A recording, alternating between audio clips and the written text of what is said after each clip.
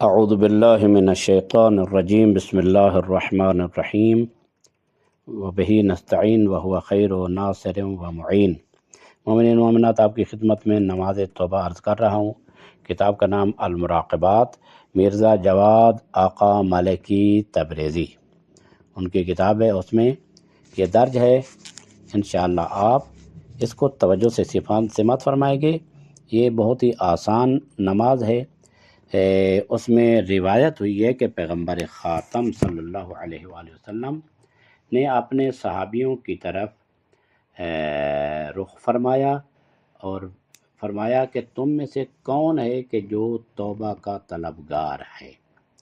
تو تمام صحابہ کہنے لگے اے رسول خدا، ہم سب کو توبہ کی ضرورت ہے۔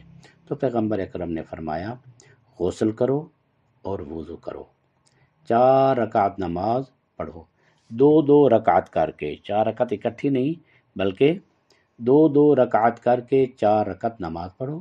اور اس میں پڑھنا کیا ہے؟ ہر رکعت میں 1 بار سورہ الحمد، 3 مرتبہ سورہ قل هو اللہ، 1 مرتبہ قل اعوذ برب الفلق، اور 1 مرتبہ قل اعوذ برب الناس۔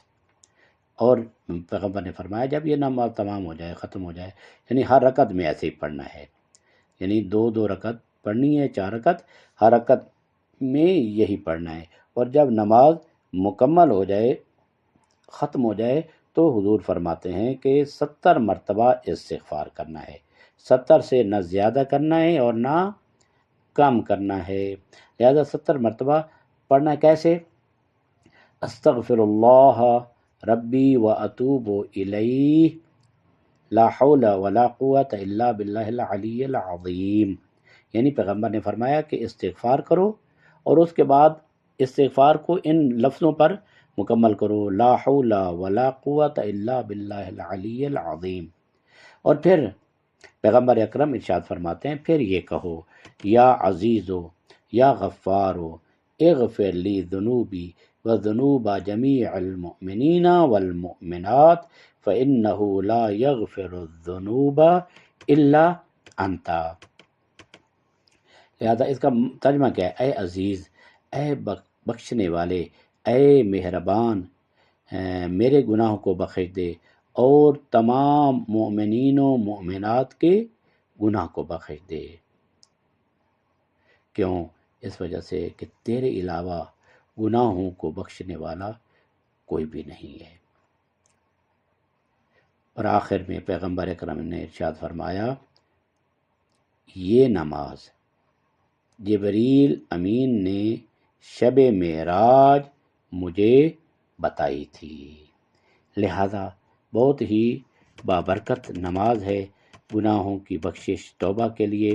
البتہ اس بات میں خیال رکھا جائے کہ اس سے گناہوں کی بخشش سے مراد جو ہے وہ صرف حق اللہ ہیں، یعنی حقوق اللہ ہیں، ورنہ جو حق الناس ہیں اس کے لیے وہ جو صاحب حق ہے اس کی رضا کو طلب کرنا، اس کی رضا کو حاصل کرنا ضروری ہے۔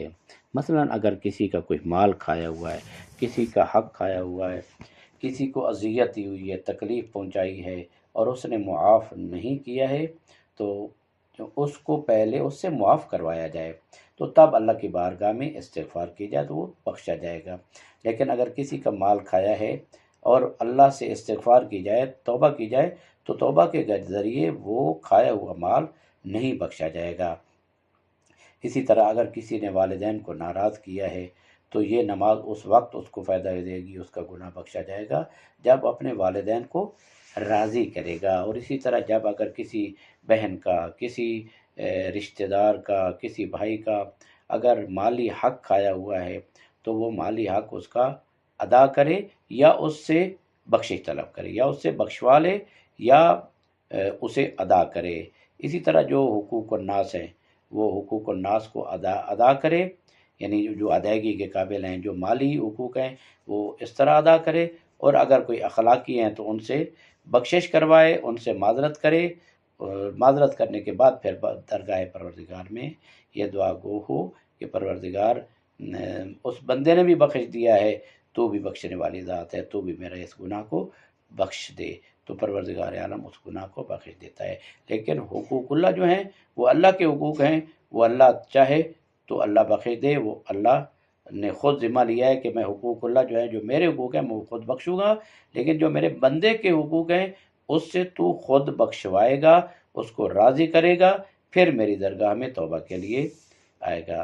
امید ہے انشاءاللہ یہ بات سب سے پہلے میرے لیے نصیحت کا باعث ہوگی، اور پھر تمام مومنین و مومنات اور سننے والوں کے لیے انشاءاللہ خدا ذوالجلال تمام مومنین و مومنات کے گناہ صغیرہ و کبیرہ کو معاف فرمائے، اور اپنی درگاہ میں آنے سے پہلے ہمارے نفوس کو، ہمارے قلوب کو طاہر و مطہر فرمائے۔ وصلی اللہ علی محمد وآلہ الطاہرین۔